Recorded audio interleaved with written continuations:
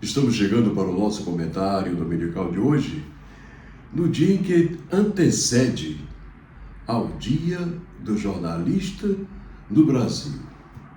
Nesta segunda-feira, os jornalistas vão comemorar o seu dia.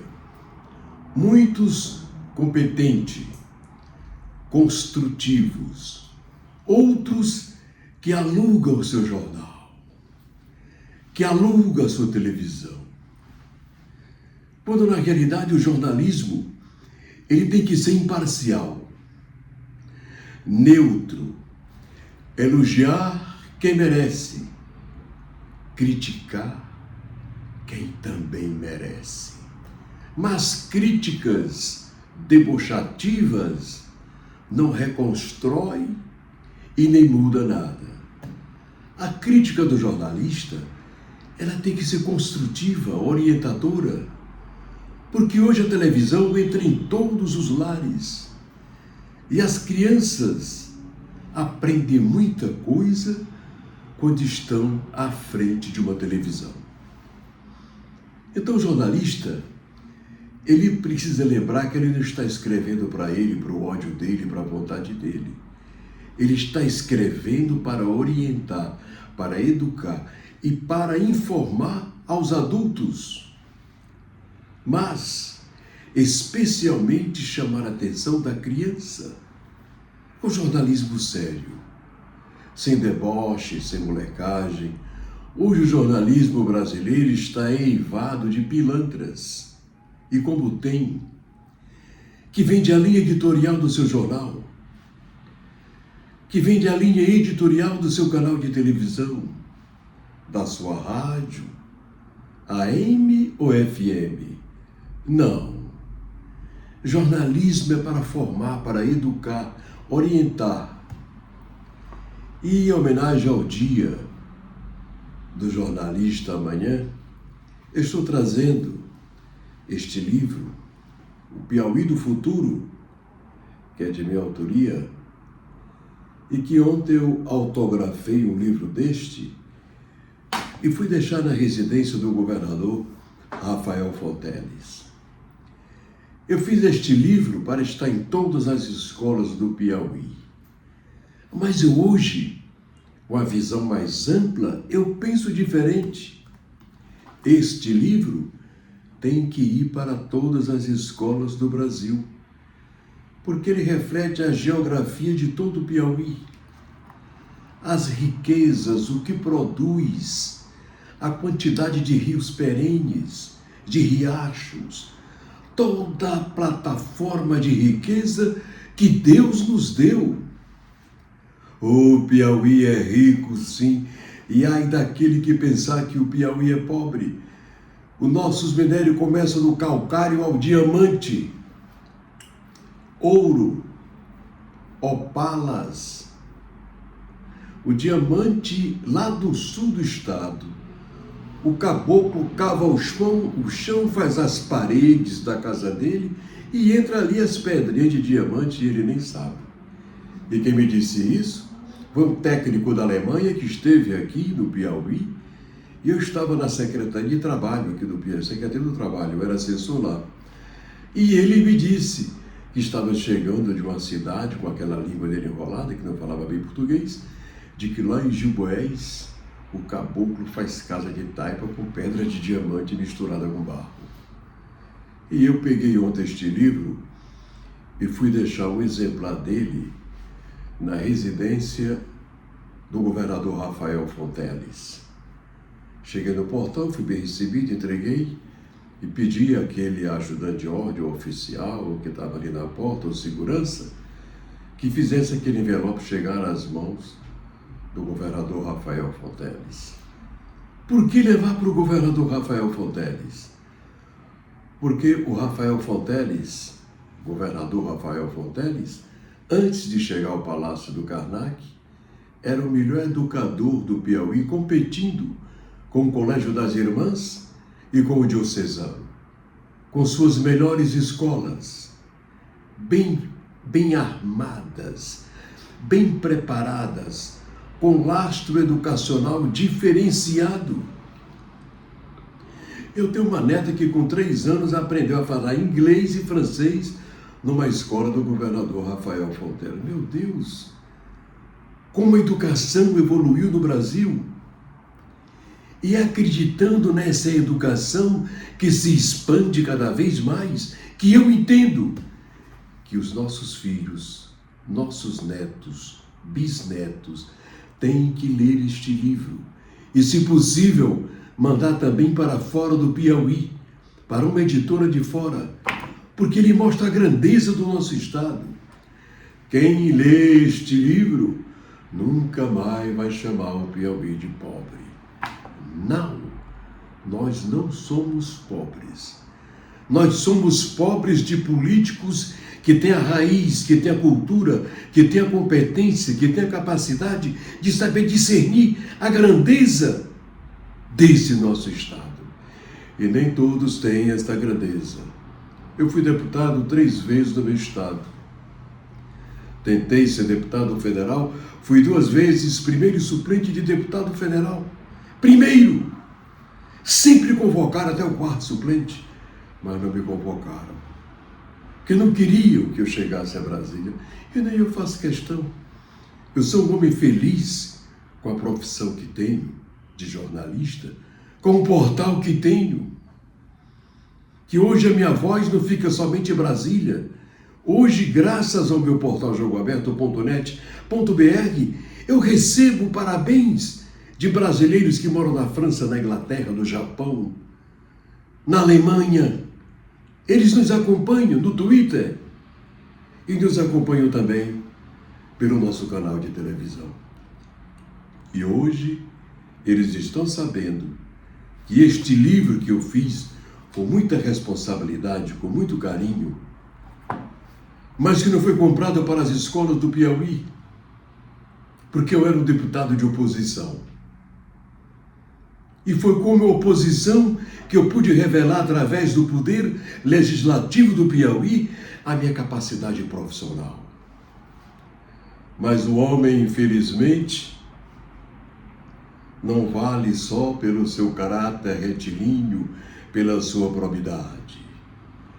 Aqueles que fazem da política o caminho da malandragem, da pilantragem, da corrupção, aqueles é que permanecem por muito tempo no poder, porque eles vão nos cofres públicos, levam comissão de obra, 10% de obra. Eu, jornalista Tomás Teixeira, eu recebi 10% de uma obra de um empresário, que onde eu pedi para ele ajudar um amigo meu, que dirigia um órgão do Estado e precisava comprar um carrinho. Só para dar uma ajuda, e isso não vou dar ajuda para ele. Mas, depois disto, quando eu mandava uma obra para o meu interior, um hospital, escola, calçamento, energia elétrica, que aquele empresário daquela empresa que ia fazer a obra procurava o deputado que a reivindicou para aquele município, chegava e dizia: e aí, deputado, e o nosso seu, como é que vai ser? De me respeite. Eu não recebo lobby de obras. Eu estou fazendo essa declaração hoje aqui porque eu completei 79 anos. Agora eu caminho para 80, caminho para o final da vida. E eu espero que um comentário como este sirva de exemplo para transformar a dignidade edificante de uma criança, de um jovem que queira ser político. O cargo público político não é para enriquecer o deputado, o governador, o prefeito.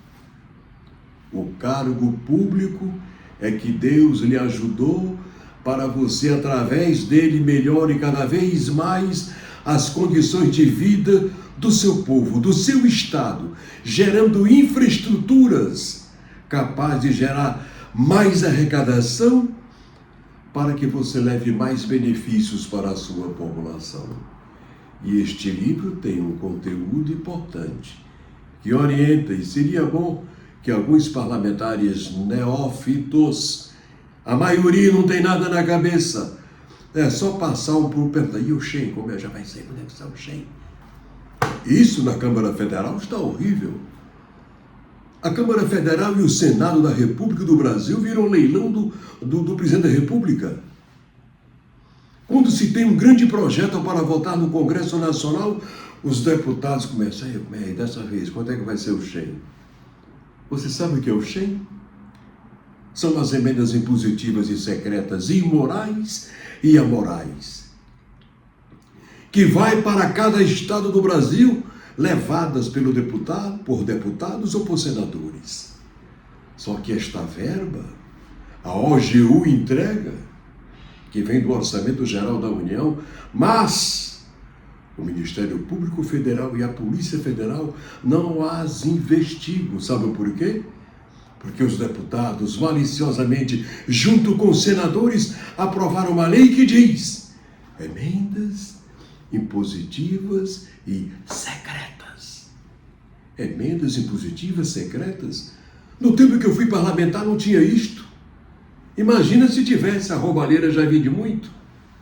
E hoje já se vê muitos congressistas com o rabo preso, que se investigados, não tenha dúvida, com 100% de certeza, vai perder o seu mandato para o seu suplente. Do Rio Grande do Sul a Manaus, porque falta ortodoxia, formação do lar criteriosa, religiosa, limpa, não eivada de malícias, como é eivada a maior parte dos políticos do nosso país. O nosso país é tão degenerado, tão imoral, que tiraram um prisioneiro por corrupção da cadeia e o fizeram presidente de novo, ao arrepio das leis, da ética, da moral, da civilização do povo do nosso país. Este é o Brasil que nós temos hoje. E a gente acompanha a televisão, dá nojo, vê aqueles que defendem a corrupção e aqueles de dentro do judiciário que protegem os corruptos. Tem! Eita, Brasil! Aguenta, Brasil! Mas aqui ainda tem um jornalista independente no Piauí, que tem um portal chamado portal jogoaberto.net.br, que tem a dignidade de elogiar o governador quando acerta e criticá-lo quando ele erra. Criticar o presidente Lula, mas no dia que ele fizer uma coisa digna, que mereça elogio, eu reconheço aquilo que o presidente Lula fez. Só que pela minha formação ética, moral, retilínea, religiosa, católico, edificante, a minha formação não aceita, não permite nunca e jamais permitirá que o presidente Lula voltasse a ser presidente do Brasil.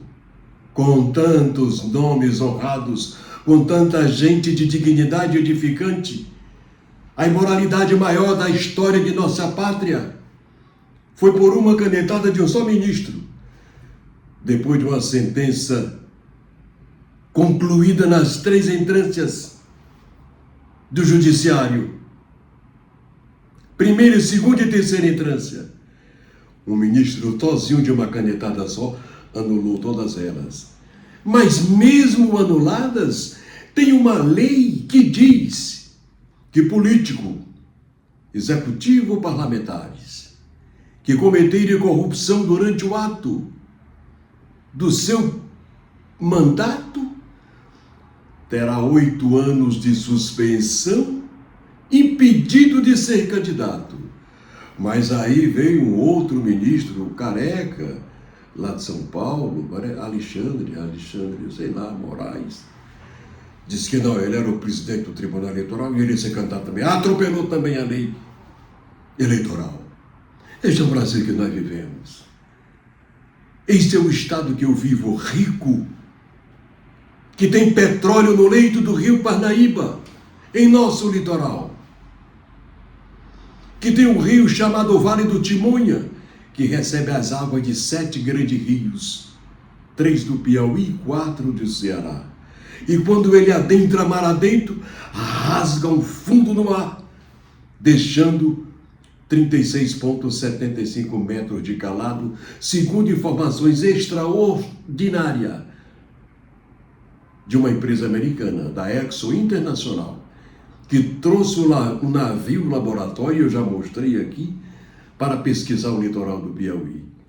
E aquele navio não estava ali para pesquisar outra coisa a não ser a bacia de petróleo que nós temos em Barra Grande, Cajueiro da Praia, maior do que a bacia de petróleo do estado do Rio Grande do Norte. Mas ninguém se interessa por isso. Qual é o senador que se preocupa com isso? Qual é o deputado federal que vai para a tribuna e defende isso e cobra da União, do governo federal, da Petrobras, que venham explorar a bacia de petróleo que tem o estado do Piauí? Que eu costumo dizer, nós somos o estado mais rico do Brasil. Nenhum tem cemitérios como nós temos. Rico Piauí, de terras molhadas. E pouco se planta. Quando eu mostro também o Rio Puti, que tem 360 quilômetros de suas nascentes até desaguar no Paraíba. E quando junta as duas margens, 720 quilômetros de Rio Puti, de margens molhadas.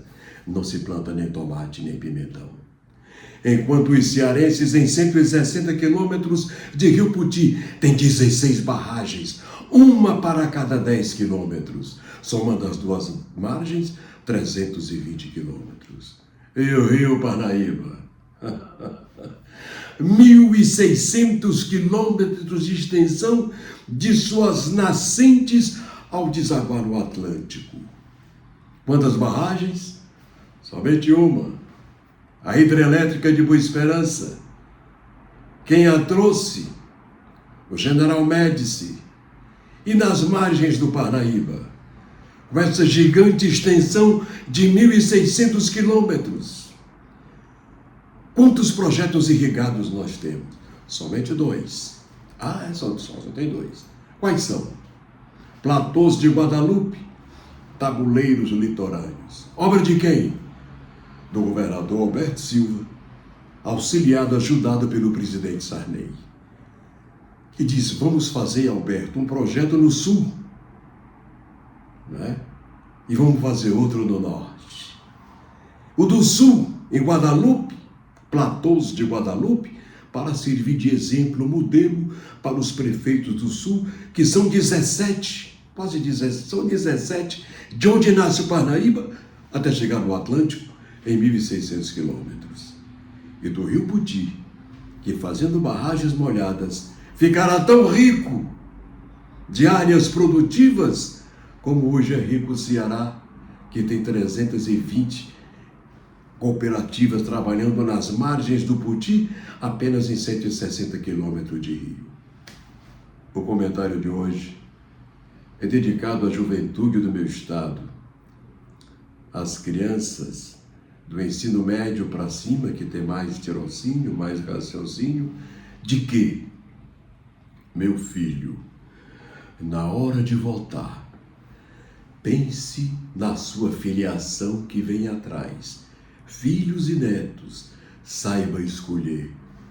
Cuidado para não deixar se enganar, porque neste país quem mais brilha são os corruptos das emendas. E, aliás, abro um parêntese para dizer, se as emendas impositivas e secretas forem apuradas com o rigor da lei pela CGU e pela Polícia Federal, acreditem, 90% ou mais dos senadores e deputados perderão os seus mandatos. Mas por quê? Porque falta ética, moral, ortodoxia, dentre eles porque a maioria foi construída, eivada por corrupção, deles que são corruptos hereditários. Olhe para trás, examine a vida de cada um. Este é o Brasil que nós vivemos. É o nosso comentário de hoje e prometemos voltar no próximo domingo assim, fazendo jornalismo sério, sem medo, sem tergiversar, mas levando sempre a orientação do progresso e do desenvolvimento e, acima de tudo, mostrando a verdade aos nossos telespectadores. Tchau. Até o próximo domingo.